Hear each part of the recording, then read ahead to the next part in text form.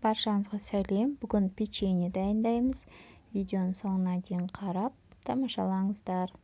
Ол үшін бірінші бөлме температурасындағы маймен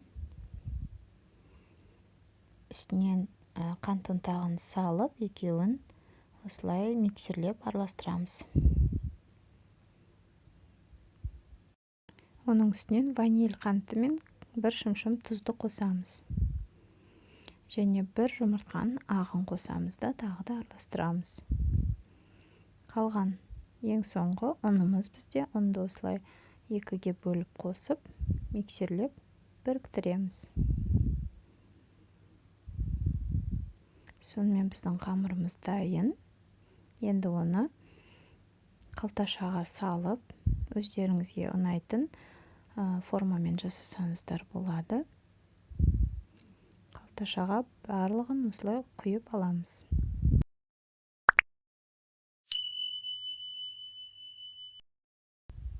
Менің арнама жазылып, жаңа рецепттерді тамашалап отырыңыздар. Қоңыраушаны басып қоюды ұмытпаңыз.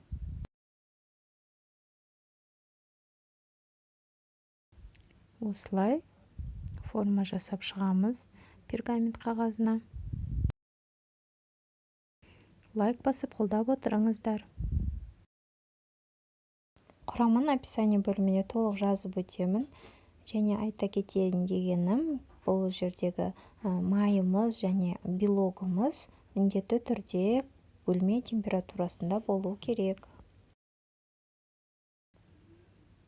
Және дайын болғаннан кейін ортасынан қолымызды кішкене ғана сулап отырып, осылай ортасын басып, ортасын шұңғыл етеміз.